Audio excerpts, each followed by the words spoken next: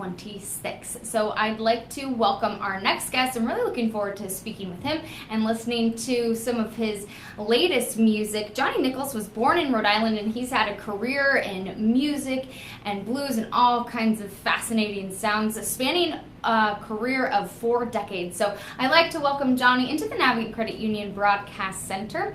He's here for the next couple days. Come on in, Johnny. He's here in Rhode Island, getting back to his Rhode Island roots over the next couple days. So you're going to be in town, you're going to be playing some really good music. So we're happy to have you here with us today. Happy to be here, Molly. Thanks for coming in. So you have played and performed with some very notable musicians over the years: Johnny Shines, Snooky Pryor, Nathan Adshire, Big Walter Horton, Roosevelt Sykes, Bonnie Raitt, Eric Clapton, and many more. And I'm sure they could all say the same about you. You've had such an amazing career, and just listening to your music, it really gives you some good feelings. Tell us just a little bit about some of your music history and what it's been like for you over the years. Well, when I grew up, I had an older brother who was who loved music, and he listened to all of the stuff that was blasted out over the airwaves at that time, like Ray Charles and Little Walter and Fats Domino, all the stuff that was popular at that time. And so he took me around, and then I really loved all this music I grew up with, and started trying to play it. Bought a little $15 guitar, and then started meeting up with some of my friends that were also interested in music. Duke Robillard and I grew up in Westerly, went to high school. Well, he was at Westerly, I was over at Stonington High School. But we used to get together and play music and share records and stuff. So, you know, that's just what I loved from the time I was a kid. And then when I left home, I started rambling and trying to find the old guys that were playing that music, and I found them, and they were really cool, and they took me under their wing, and I got to play with them, and I just yeah, it's kind of amazing now when I look back at it. Oh, it is pretty amazing to look at it from this side of the aisle, from this side of the interview, to see how your musical career has progressed, and to see the influences of either different artists or different instruments, even just listening to the music that you've played. Talk to me just about what it's been like to collaborate with so many different artists and to work with different styles of music. Well, for me, I mean, I was always motivated by stuff that really touched me, you know, that really deeply. I think Duke Ellington said that if it sounds good, it's good. I like that. It doesn't have to be fancy or a lot of notes or anything else, and that's what attracted me to the blues. Blues was popular music. There was a market for blues in the 50s and 60s. And so you could buy these records. And when I moved to Providence in 1970, we had a band called Black Cat Blues Band, and it was myself and Duke Robillard and Steve Nardella from Cranston, great harmonica player, Franny Christina from Westerly, who Franny later went on to, I brought him to Texas to play with Asleep at the Wheel, and then he was one of the fabulous Thunderbirds, and that was his, you know, big claim to fame. And Franny's a great friend and a great drummer from Westerly. Larry Peduzzi also from Westerly. These guys were connected also with Roomful of Blues. But so yeah, we just gravitated to places. In this case, everybody lived. You know, that band didn't last very long, but it was an incredible band. We used to play over in East Providence at Bovie's Town Tavern and all over the city in these wild places. I've got some amazing stories. And we'd go to Carl's Diggins. There was a record store called. There was a guy named Carl Diggins. I don't think Diggins was his real baptized name, probably not, but Carl was quite a character and a really cool cat, and man, he had all the good R&B records. And you know, there were country music stations back then too, and still are in New England, and I used to dial in on the country stuff too. So all of that stuff was what was American music at that time. I mean, that's what we listened to. That's all we heard. And that's what I really dug, you know. Anything that wasn't, you know, pop stuff. I wasn't crazy about the pop stuff, but, you know, but they, what they now call roots music and Americana and all that. I mean, I guess that's what we were doing. We just didn't know it. You just didn't know it at the time. And kind of a question with that is, and that's what you do. That's what you live. That's what you perform. You have that Americana, that roots, that blues, that bluegrass, that folky kind of sound. When you're playing music, when you're writing music, and you're creating this stuff, how do you keep something fresh and make it original and make it new when you're playing music that is so traditional? Well, that's a good question. And for me, and every artist is different, but for me, I found that if I didn't start really focusing and facing up to the task of writing more and crafting my own songs and telling my own story, that I was getting really bored. I couldn't just go through the rest of my life just playing old blues songs. And that doesn't mean that there's, you know, I still play old blues songs because a great song is always a great song. But a lot of the guys that I learned from, like Robert Jr. Lockwood and Johnny Shines and Roosevelt Sykes, they were writers. And back in that time, the blues guys were not only great musicians and who really expressed depth, a depth of emotion in their music that touched people, but they were also storytellers and songwriters. And so there was a point in time, and Stephen Bruton was a dear friend of mine. He was a great writer. When he died, it really was kind of a wake-up call for me. So from that time, I've really focused on my own writing, and that's what really charges me up, you know, being able to, you know, to tell my own stories. And those guys encouraged me too. I mean, Robert told me, and Robert Lockwood was Robert Johnson's stepson. And he said, man, why you want to keep playing Muddy Waters songs or this one or that? He said, you need to play your own songs, you know. And so I started writing back then too. But now I'm just really, I consider myself to be I live in Texas and I have for 40 years, and I consider myself to be a songwriter, so I guess I'm a Texas songwriter with blues roots and traditional roots. So I hope that answers your question. I mean, you can't escape where you came from, but you can incorporate it into, it all comes out in whatever I do. And I like those sounds and a little bit of everything along the way, right? Yes, ma'am. It all makes you who you are, musically and as a person. Yeah, exactly. Very well put. I like the fact that, well, Rhode Islanders love food. And I think that's very similar to Texas, right? There's kind of this tradition of incorporating food within the culture in Rhode Island. And I think it's pretty similar in Texas as well. And you made it a venture, a lifestyle of incorporating not only your music, but food with the business that you had, the Hilltop Cafe. Can you tell me a little bit about it? Yeah, sure. My wife Brenda was one of the founders of Antone's nightclub in Austin, which is a famous blues venue. Clifford Antone, they were friends. She was from Port Arthur, I told you, and they moved, so was Clifford. They moved up to Austin and started Antone's nightclub. And I met her there in the early 70s. And then anyhow, we got married and moved out to the hill country near Cherry Spring, Texas, to be close to her grandfather.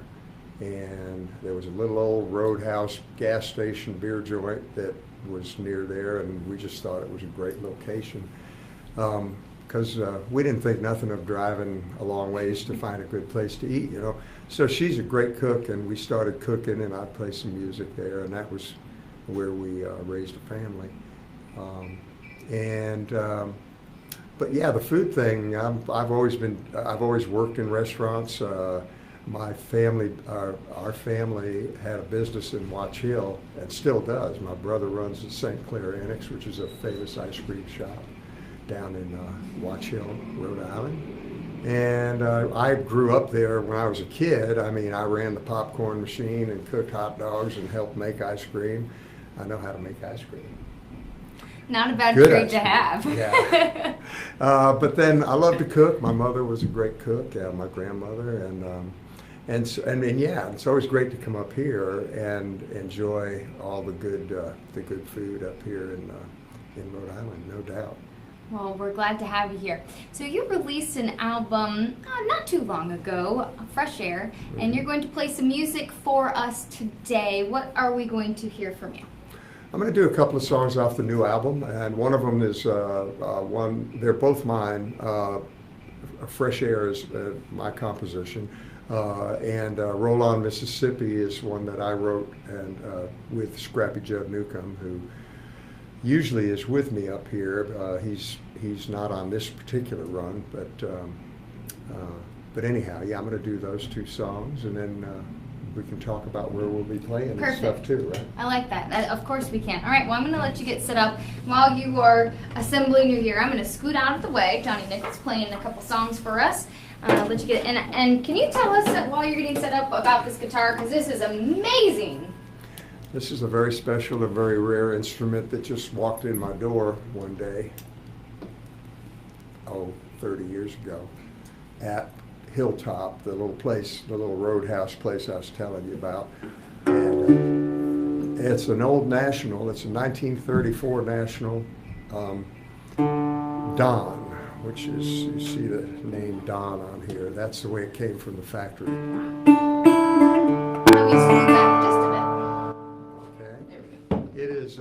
It is actually made of solid German silver, and it's got a beautiful tone.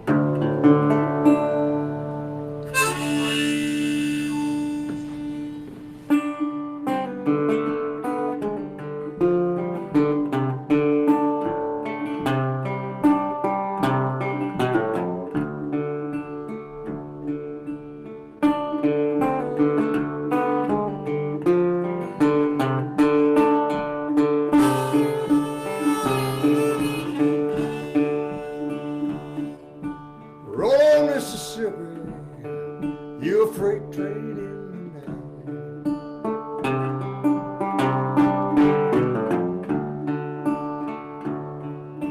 Roll on, Mississippi, down past the sands of time.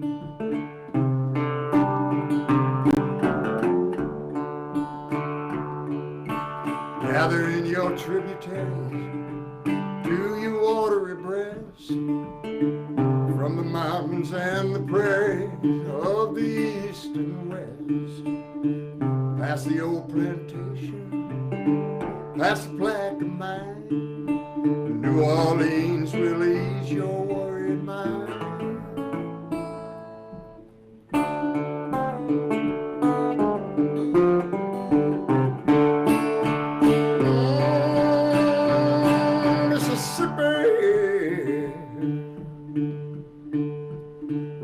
Mississippi, down to that southern sea.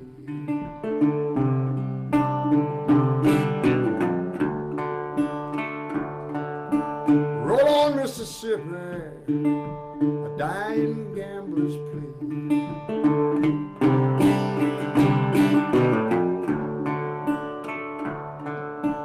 Haunted cries neath Delta skies float upon the waves. Teardrops from the heavens wash down on the graves of the dreamers and the schemers who passed this way before. Toil and flood, sweat and blood no more.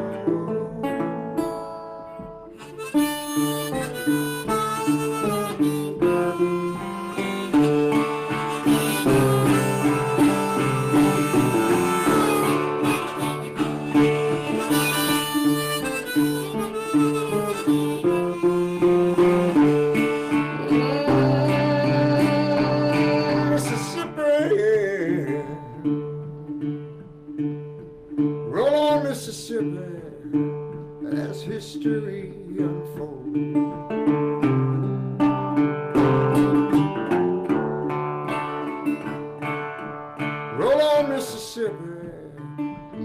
questions do you hold?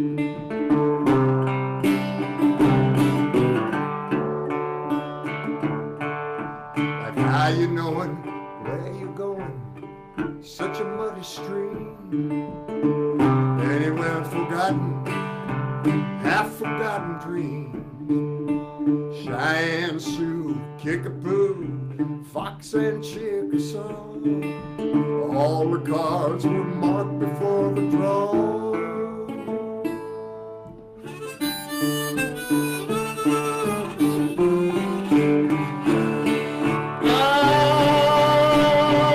Oh, Mississippi.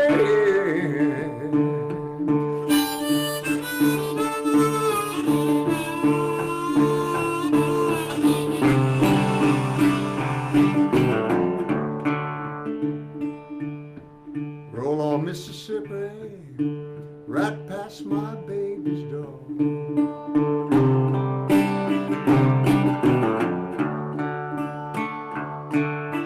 Roll on, Mississippi, you passed this way before.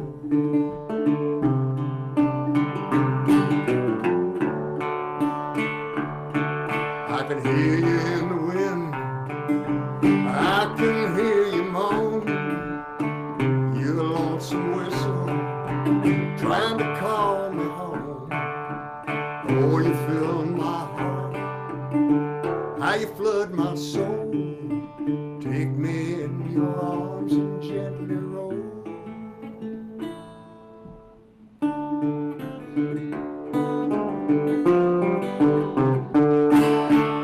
Oh, Mississippi.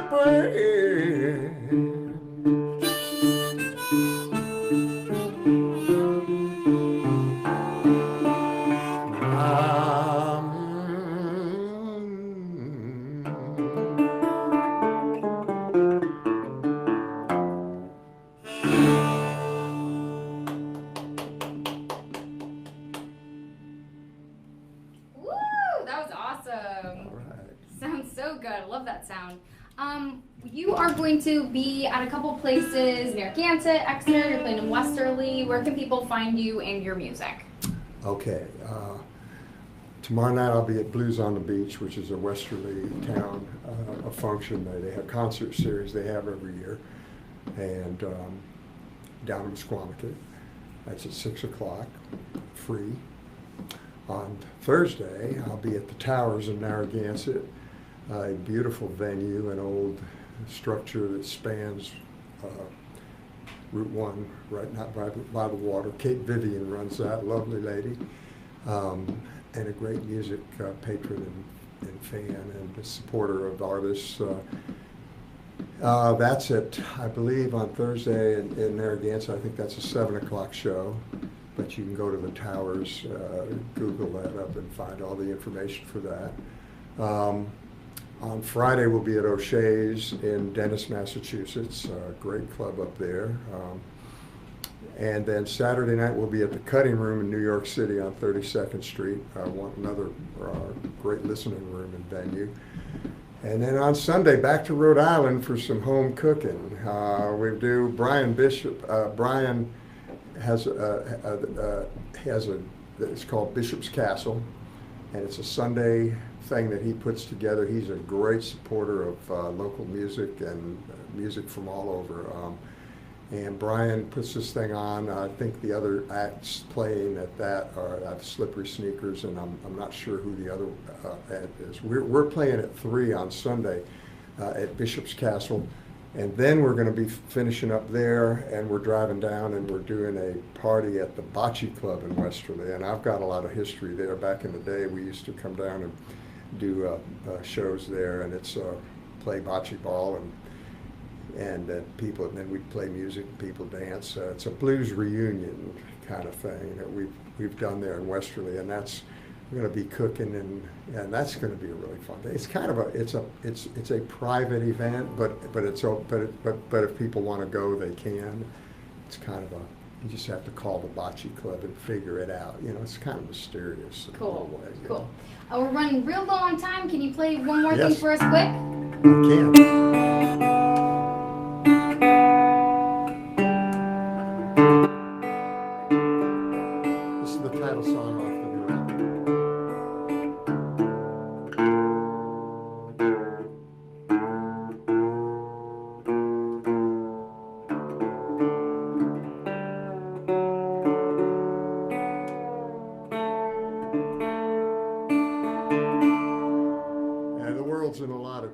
know, these days. Seems like it always has been. This is my little prayer for the modern world.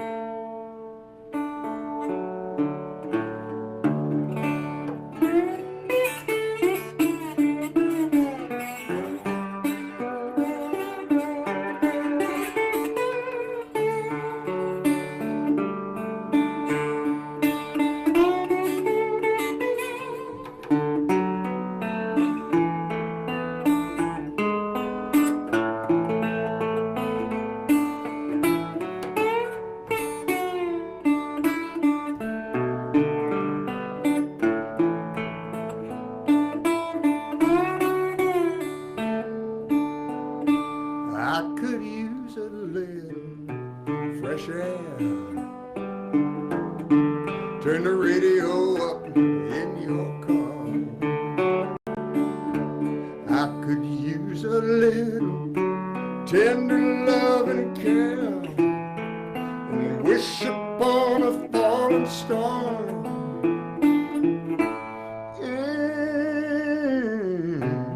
If you care, get out and find yourself some fresh air. Now the river's invitation, it's a mighty fine temptation. Believe I sit right down and watch the waters flow. Paper ships drift by neath the Louisiana sky, and a captain's dream finds refuge at your door. He could use a little fresh air. I believe he's been at sea too long. Freedom's voice is like an icy stare, filled with an emptiness that you can't bear.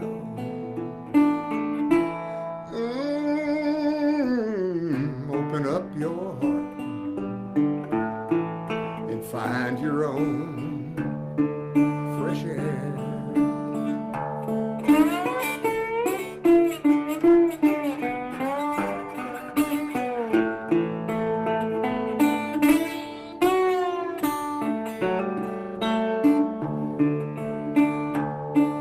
Now when the circle be unbroken, will kind of words be spoken as the windows start to open everywhere?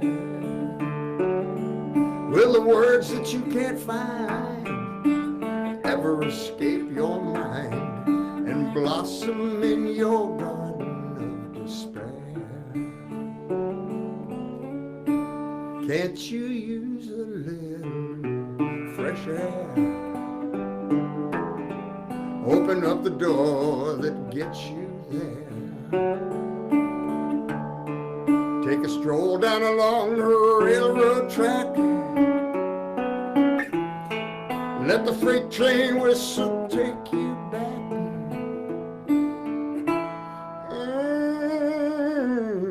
to a place where you can find your own fresh air.